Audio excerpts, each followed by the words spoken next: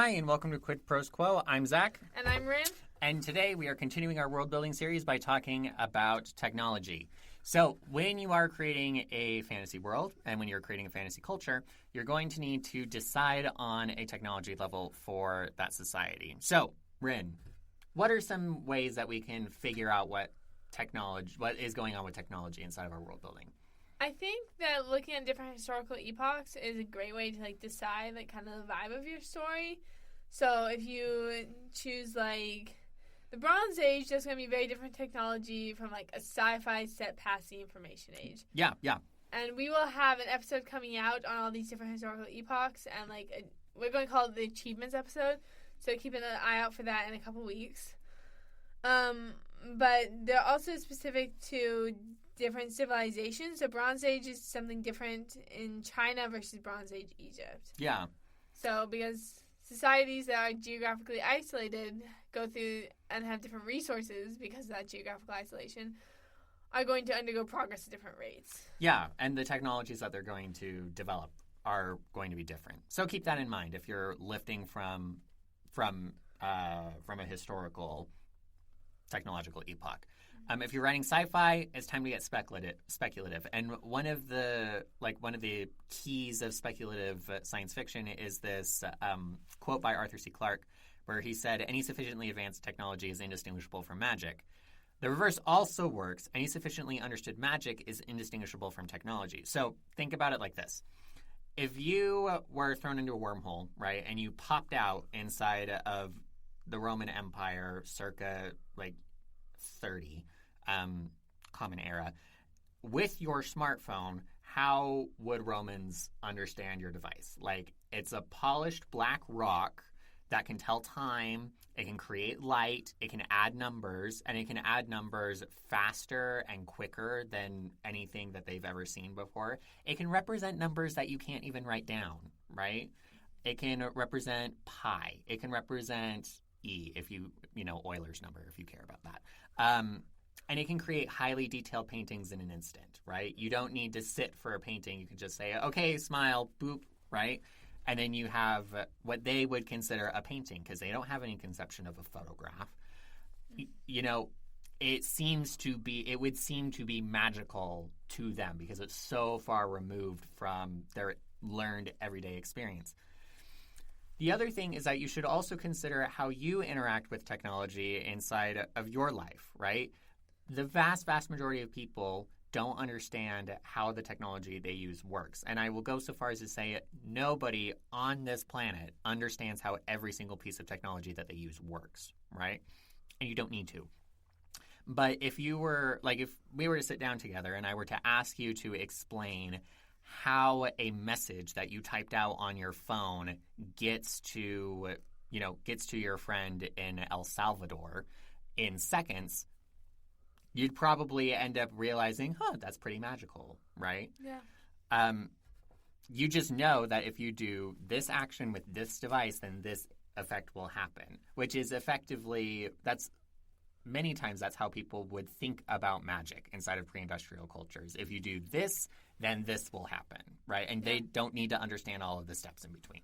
Absolutely. One thing I think about a lot is, you get the example of going back in time to the Roman Empire, but if we went forward in time too, to I don't know, the year 2300. Oh, I was going to say 5,000, 5,000 or something like that. Because last time I gave a number on the show, it was too small.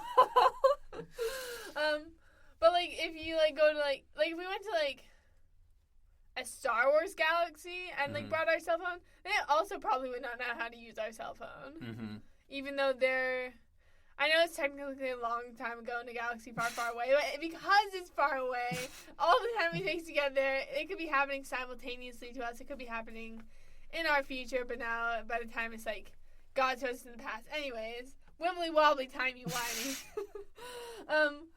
But if we go to any super advanced sci-fi age, are they going to understand how our thing works? Or it just further goes to show magic versus technology. Yeah. The line is more malleable than some may think. Yeah. With all that being said, you can use a lot of the tools that we talked about for hard magic systems for technology. You can also use soft magic for technology too. it's just kind of weird to try and use technology to determine, to try and focus in on emotional or psychological themes. I'm sure you can do it. I just don't know of an example off the top of my head. So think about what powers the technology has, who can use it, how is it used, limitations, costs, weaknesses, all that good stuff. When you define those things, you have a piece of technology that you can use inside of your setting. Mm-hmm. One thing I think about whenever I'm working with technology is my flux capacitor, which is a term from Back to the Future. And I don't even know if I can call it an essay. I think it was a Tumblr post. Mm-hmm. But, like, it was like an essay in a Tumblr post. I mean, that sounds like an essay to me. It's saved somewhere on one of my Pinterest boards. But it was like, Back to the Future has, I can't even remember the doctor's name, McCoy? No. Don't ask me. I've never seen Back to the Future. I don't even Don't know. come at me. I don't own a television, okay, guys? Your laptop. Okay, it's okay. I've only seen it once, which is why I don't know the name. But the doctor, he's like, oh yes, this is a flux capacitor. It's essential for time travel. And no one actually knows what the flux capacitor does in a technological sense. So in that way, it's like pretty soft. Mm-hmm. But it's like, oh, if you put the flux capacitor into the time travel machine, which I can't remember what it's called now. The DeLorean. The DeLorean. Thank you. See, I'm not uncultured. I just haven't seen it. I knew it was a car. I've ridden in a DeLorean. Fun fact. But like, we're getting so sidetracked. Your flux capacitor is your gimme. It is your one thing that like doesn't make any sense, but people just have to suspend disbelief, and you only get one of these. So in like a lot of space like operas and sci-fis, your faster than light travel is your flux capacitor, and you can't really do much beyond that in terms of totally unbelievable stuff. Mm-hmm. And like you can like give an explanation, like Star Wars uses like the hyperdrive, like this has to go faster than light. Mm-hmm. In my Cosmos Collapsing series, it's a manipulation of like wormholes that lets you go faster than light. Mm-hmm. But it's really important to like identify your flux capacitor, I think. Mm-hmm. Because that's like the one part of your system that's like not so hard, and like it's your gimme, and it's like so you should use it because you have it. Mm-hmm. But you don't want to have like 5 flux capacitors because then people will start poking holes in your story. Yeah. When I was taking my first quantum class, because I've now taken 2, my professor, for some reason, decided it was a good time to talk about science fiction.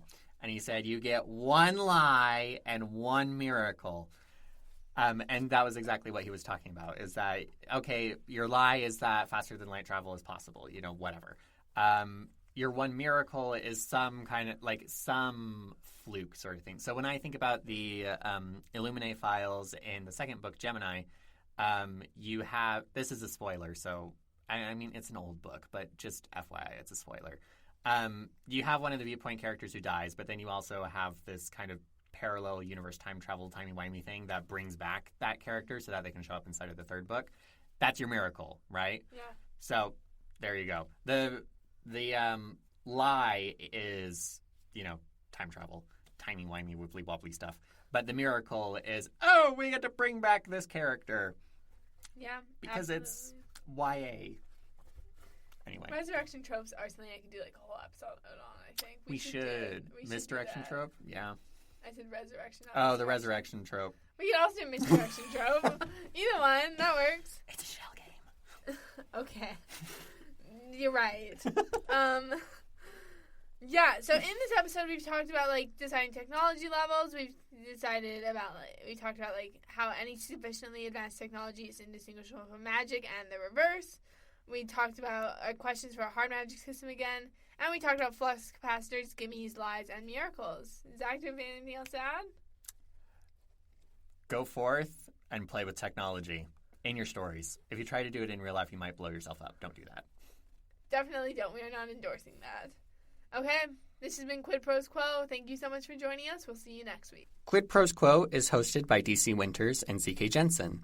If you like this episode, be sure to leave us a rating. And if you'd like to contact us, you can email us at quidprosquo@gmail.com. For more episodes, check us out on Spotify, Apple Podcasts, or wherever else you get your podcasts.